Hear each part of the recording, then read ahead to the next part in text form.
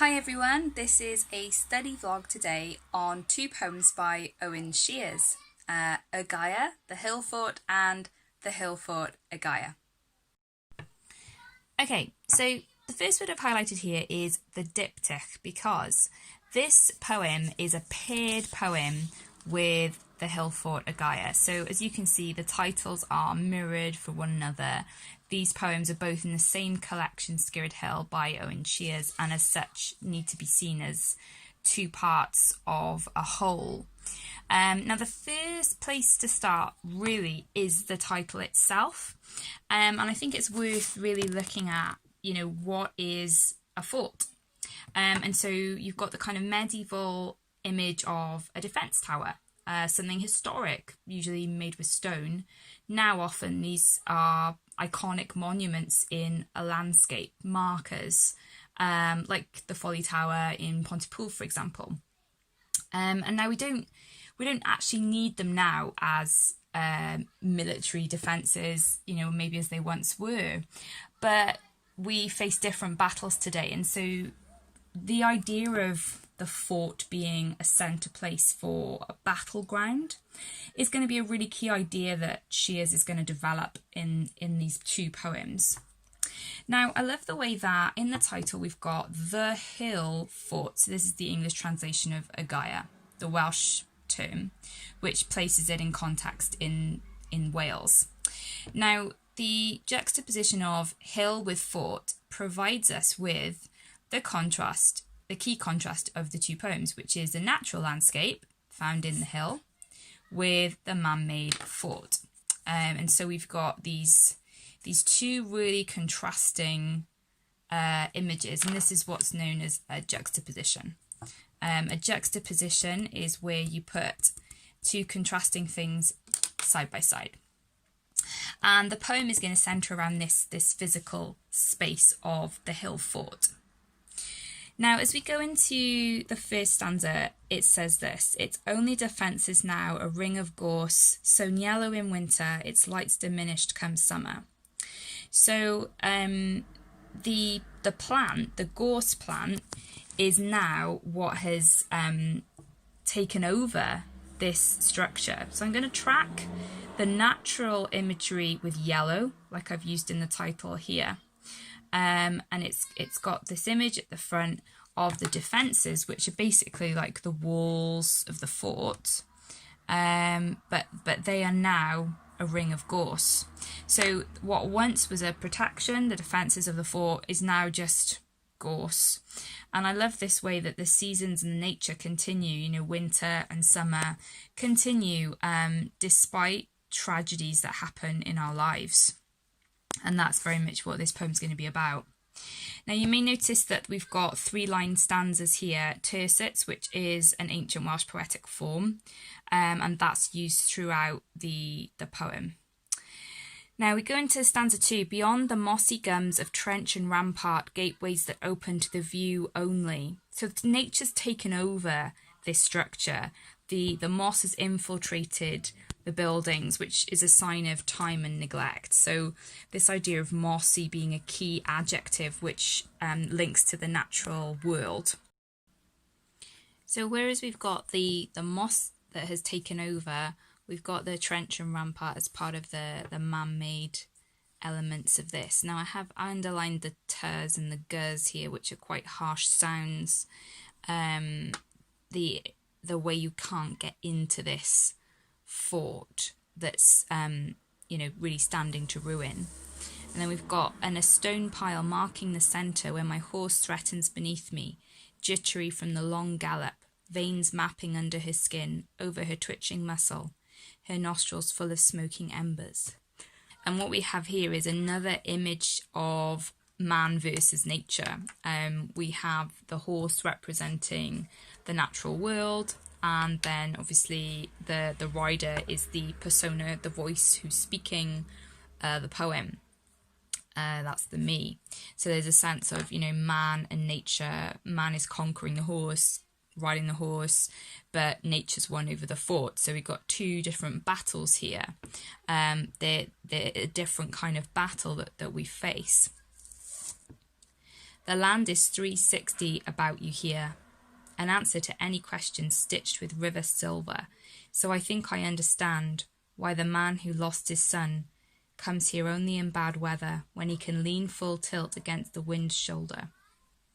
Now, I like the way that the 360 degrees gives you a complete surrounding of nature. So the land, the landscape is what's completely surrounding him here. And it's positive, you know, an answer to any question is a sense that it's comforting. It stays the same when everything else is changing.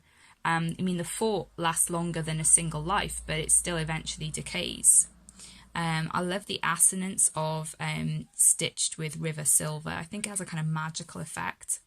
And then it's the persona understands why the man who lost his son comes here. So the poem zooms in on one individual, one tragedy. He comes here in bad weather when it reflects how he feels. That technique is called pathetic fallacy, where the weather reflects the emotions of an individual. He can lean full tilt against the wind's shoulder. Now, I wanted to note here the personification of the wind's shoulder. The wind is actually offering comfort to the man. Take the rains beating, the hail's pepper shot. Now, this is war imagery here, and I think that's really interesting because obviously that is also linked with the idea of man at war as well. It links back to the idea of the fort, and he's a battle, but the battle is against grief, which is a very abstract kind of concept. It's not the same battle that you would associate with a fort. He shouts into the storm in a kind of act of catharsis. That means purging of negative emotions, finding at last something huge enough to blame. So there's the emotion here of anger, confusion amidst all the loss of his son. And I think the really key idea here is that man takes comfort from the endless regenerative power of nature. And there is a sense of isolation. You know, he's on his own here to grieve, and perhaps this is negative. Perhaps he should be able to express his emotions to others. But on the other hand, I feel like the fact that nature is his comfort, I feel like that's really strong. That's a really strong idea, and that's a really positive idea too. So if we move on then to part 2 of the diptych, we've got the hill fort. And immediately we are going back in time for the story of the man who lost his son. And so it starts on a clear day, he'd bring him here, his young son charging the hill. So the contrast of the storm of Gaer, the previous poem. Now the weather is fine, maybe it's summertime, and the father is with his son in this place. The son that we know is now deceased. Now, as a sort of paradox here, the son is charging the hill with this simile as wild as the long-maned ponies. It seems that he's healthy, energetic. The simile conveys his liveliness and being at home in the natural environment, which is obviously going to create something called pathos. Now, pathos is where you feel sorry for someone in a strong way, and it's creating pathos for the father here because the son was so full of life. So the fact that he's now dead is a real shock. Now, there's enjambment here. Enjambment is another key literary term where the lines run on. So the ponies who'd watch a moment. There's no break between ponies and who. There's no punctuation mark, and it runs on, and that's called enjambment.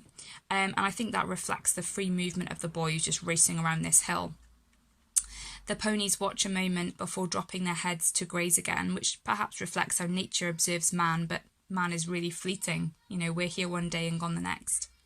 When he finally got him still, that's the father with the son again now, he'd crouched so their eyes were level, one hand at the small of his back, the other tracing the horizon. And I love that connection there that's physical, but it's also emotional, isn't it? And it's a connection with nature too. He's sharing that with his son.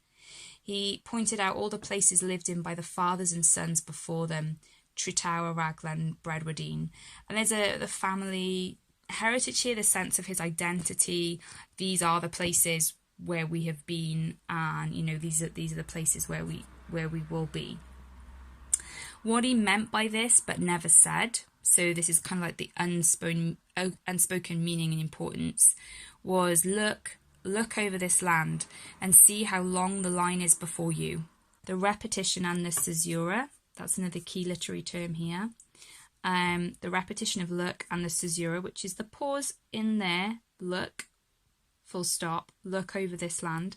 That pause is for effect.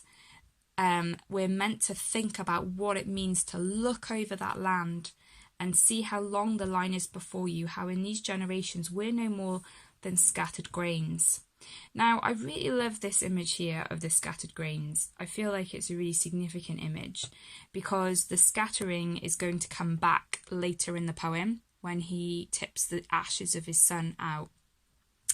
Grains, on a plant, say wheat, the grain is what's left. When the plant dies, the grain then scatters and that becomes the seed for the next year's crop. So this is a really interesting natural image here. It portrays the insignificance of man. We're no more than scattered grains. Scattered grains are, 10 a penny, they're everywhere. But also it shows this cycle of life, because the grains are the seeds. They are technically dead, but when you plant them in the soil and they germinate at the right time, they then bring life. So there's an image here which suggests this infinite cycle of life and death. As the plant dies, the plant leaves behind the grain, which creates a new plant. Now that's similar to the sort of family tree, isn't it? That, the father has a son, then the father dies, and then the son has a son, and then the family line continues. But the tragedy here, and part of his grief, is due to his son's death breaking the cycle. The father isn't meant to outlive the son in the kind of natural order, so that breaking of the natural cycle is part of his grief here. From here in this view, 9, 19 or 90 years, different ages of people, perhaps we live 9 years, perhaps we live 19. Those obviously would be tragically short, maybe like his son, or 90, the full life that we all long for, and much the same. It isn't the number of steps that will matter, but the depth of their impression. So not the amount of sons or even the amount of years you live, but the impact of a life that's to be cherished. And that's why he's come back again. So we've got a volta here. We shift into the present day to tip these ashes onto the tongue of the wind. So here's the scattering that I linked to the word scattered up there, and watch them spin drift into the night. And so he's returning his son to nature. And then these two stanzas, I had to handwrite them in because I couldn't fit them on. Not just to make the circle complete, to heal or mend, but because he knows these walls, sunk however low, still hold him in as well as out, protect as much as they defend. So I think what we have here is a beautiful but sad portrayal of one man's grief and the story of that grief, and how nature is both a rock to lean against, a comfort, and nature also kind of observes our grief and watches us pass on. The fact that, the things that we like to build to remember ourselves by, like the fort, those things don't last forever. And yet nature, paradoxically, both has a short life and an endless life, because in nature, the things we see around us, the flowers, for example, they come and go every year. But the fact that they endure and we don't is a paradox. So the poem looks at these big ideas of how do we cope with grief, how do we articulate it when we don't have the words to express the loss and the depth of the emotion that we feel.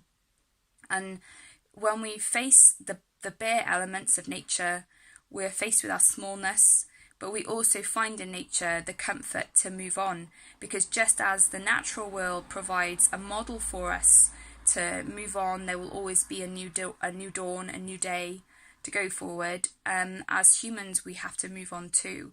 and nature fundamentally can help us and answer every question that we have. Hit subscribe if you'd like to follow my vlog for more updates on teaching, reading and studying.